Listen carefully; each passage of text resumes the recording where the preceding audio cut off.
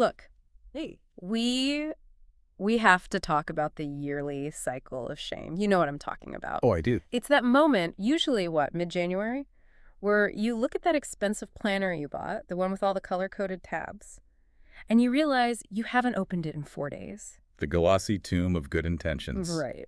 And it's not just the planner, it's the diet app, the gym membership, the promise to learn Italian. You start with this huge burst of, this time it's different, and then you just stop.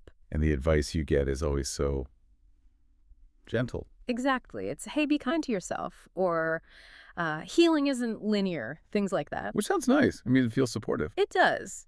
But we're doing a deep dive today into a source that argues that nice is exactly why we're failing. We are looking at a book called Real Transformation is War by engineer Reuben Juma Onunga. And I have to be honest, when I first saw that title, Real Transformation is War, I kind of recoiled a little bit.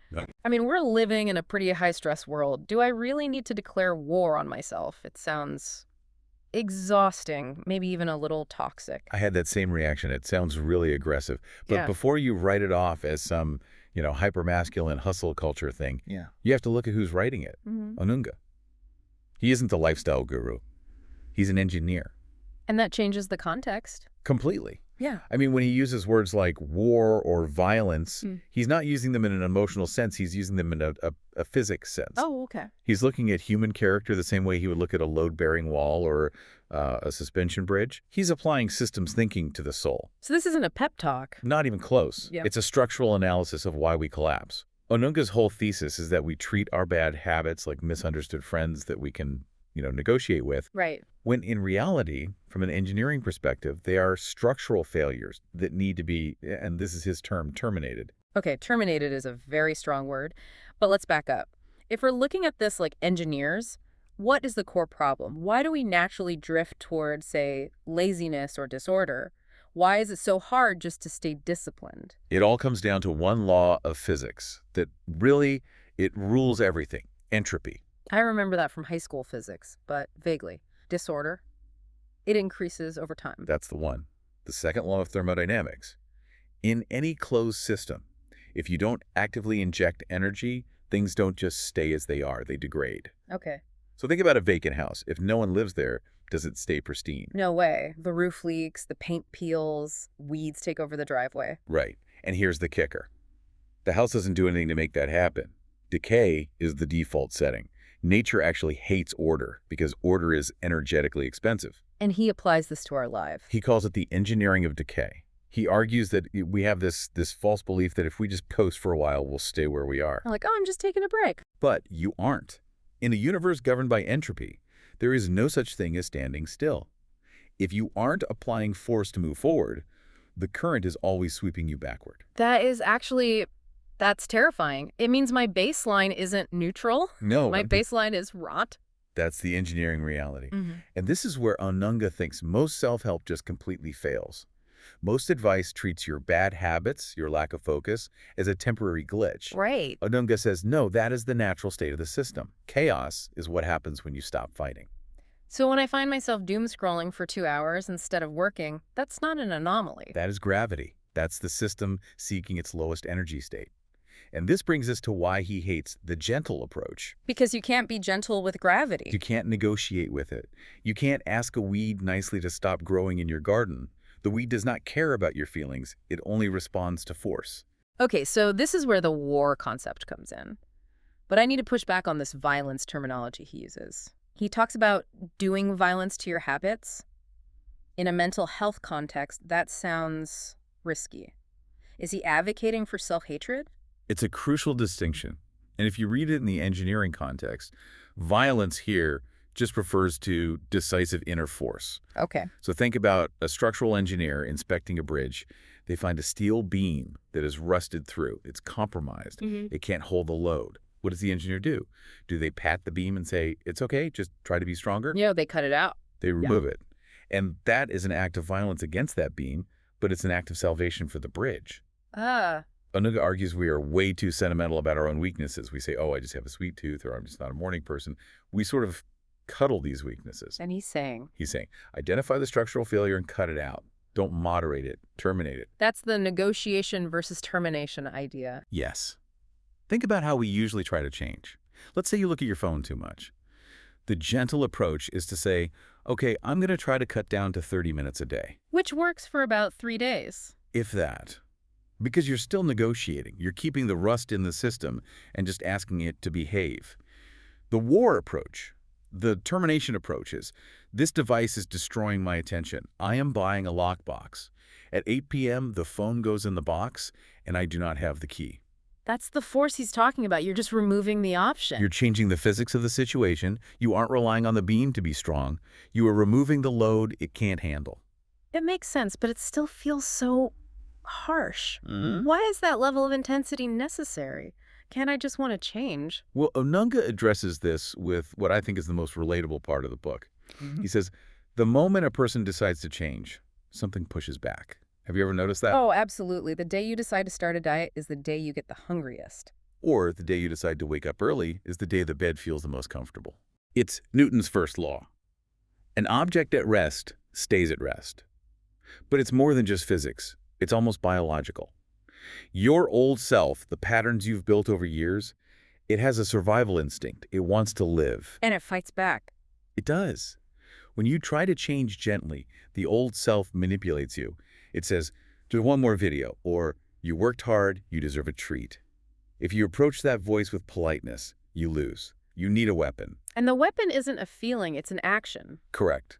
It's the refusal to dialogue with the enemy. Okay, let's get tactical, because Onunga has a very specific order of operations for this war, and it is the opposite of what I usually do. I think it's the opposite of what most people do. Right. Usually when I want to improve, I start adding things. I buy the books, I download the meditation app, I start a new routine. The addiction to addition. We love that phase. It feels like shopping. It does, but Onunga says that's a mistake. He calls it subtraction before addition, or distraction before construction. Like a demolition crew. Exactly. Imagine you buy a plot of land, and there's a rotting, unstable shack on it. You want to build a beautiful mansion. You don't walk into the shack and start hanging expensive drapes. Oh. You don't put a marble countertop on a rotting cabinet. You bulldoze the shack. You clear the site.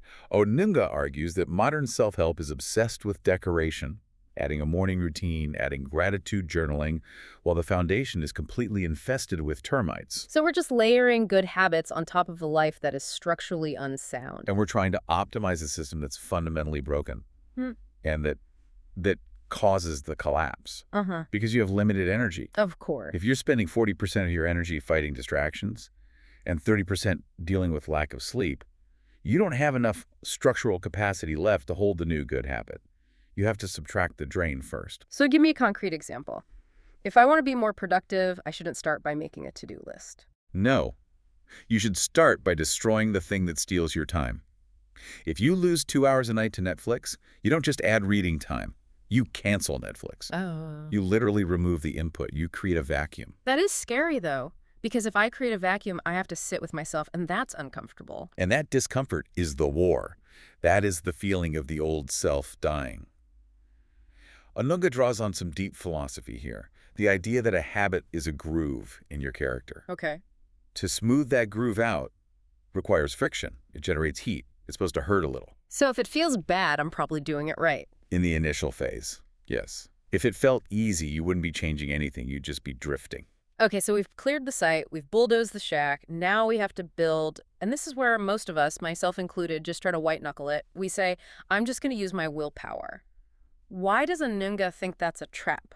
Because willpower is a battery, not a generator. It runs out. I mean, think about fatigue failure in engineering.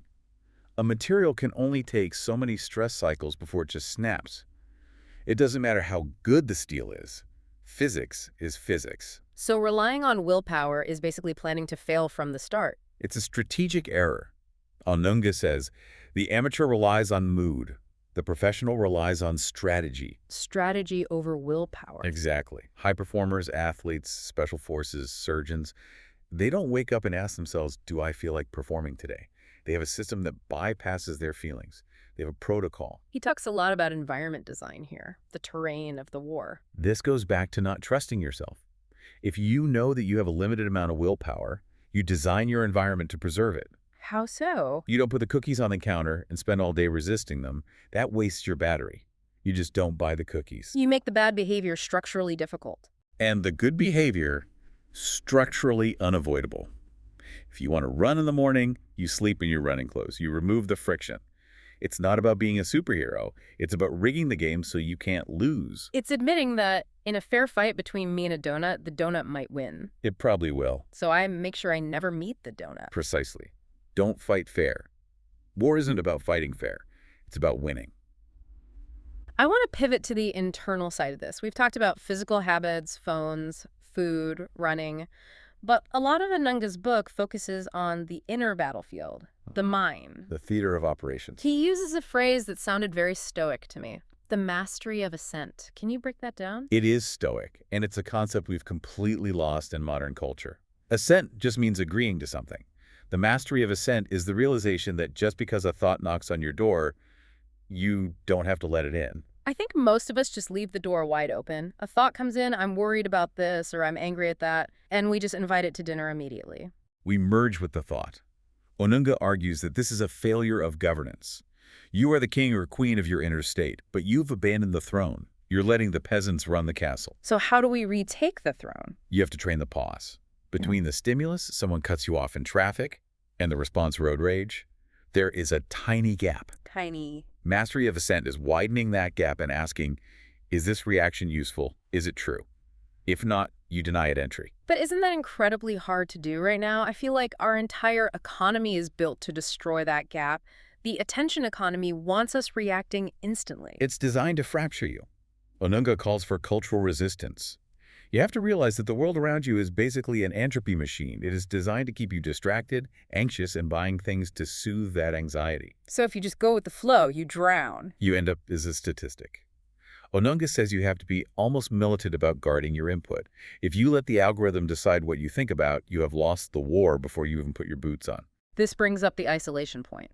He says we can't fight this alone. Isolation flatters pride, but strengthens the enemy. Yeah, because we are terrible judges of our own structural integrity. You can't see the crack in your own foundation because you're standing on it. You need external calibration. And this isn't just having a buddy who says you can do it. No, that's general support. You need a structural inspector, a mentor, a coach, or a brutally honest friend who can say, you are drifting, you are lying to yourself right now. We need that friction to stay sharp. I have to ask the question that's been nagging me this whole time. We're talking about war, destruction, constant vigilance. It sounds like a recipe for burnout. Is this sustainable? Or do we just fight until we drop? I'm so glad you asked that, because this is where the engineer in Onunga really shines. He argues that burnout is actually a strategic error. Wait, burnout isn't a badge of honor. No, it's a failure of maintenance. Think about a Formula One car. They drive it incredibly hard, yes. But do they just drive it until the wheels fall off? No, they have pit stops. They monitor the engine temperature. Exactly. Real soldiers rest. But, and this is the key, they rest to repair, not to escape. Oh, that hits hard. Rest to repair, not to escape? I feel like so much of my resting is just numbing myself because I'm overwhelmed. That's not rest, that's hiding. Onunga says strategic rest, sleep, silence, unplugged leisure is securing your supply lines. If you cut your sleep to hustle, you are sabotaging your own machinery, you're increasing entropy. So taking a nap isn't laziness. In this framework, it's a tactical maneuver. I like that. I'm not napping, I'm performing tactical maintenance. Put that on a t-shirt. So what is the end game here? Do we ever win the war? Or is life just a constant battle against the rust? Well, the goal isn't perpetual fighting. I mean, who wants to live in a trench forever? The goal is order. The goal is sovereignty. Sovereignty, that's a big word. It means you are the ruler of your own domain. Onunga describes a shift that happens. At first, discipline is external. It's a fight. You have to force yourself. But eventually, if you hold the line, the discipline migrates. It moves from something you do to something you are. It becomes your identity. Yes. You stop being a person trying to quit smoking, and you become a non-smoker. You stop being a person forcing themselves to run, and you just become a runner. The friction disappears because the internal structure has changed. So the war is temporary. The intensity of the war is temporary. The vigilance is permanent, but the struggle fades. You reach a point of alignment where doing the hard thing feels natural because it's just who you are. That's the peace he talks about. But it's a specific kind of peace. It's not the peace of surrender. It's the peace of victory. It's the peace of a city that has strong walls and a good king. It's safe. It's ordered. It's functional. And that restores dignity. That's the ultimate so what here. We think being hard on ourselves is mean. Onunga argues that letting yourself rot is the meanest thing you can do. Fighting for your own potential. That is the ultimate act of self-care. Wow. It completely flips the script. The war is actually an act of love. Exactly. You fight because you are worth saving. We've covered a lot of ground today. We started with the engineering of decay, the fact that if you stand still, you move backward. Entropy is relentless. We talked about war not as self-hatred, but as decisive structural intervention. Cutting out the rot. Subtraction before addition. We move to strategy over willpower. Don't trust your feelings. Trust your systems. And finally, the move towards sovereignty. Becoming the person who doesn't need to fight anymore because the order is internal. So here is the challenge for you listening. We want you to look at that one area of your life. You know the one you've been being gentle with for years with no results. The structural weakness you've been ignoring. And ask yourself this. What is the one habit you are currently trying to negotiate with when you actually need to declare war on it to save your peace? Stop negotiating. Clear the site. Thanks for diving deep with us. Now go check your foundations. See you next time.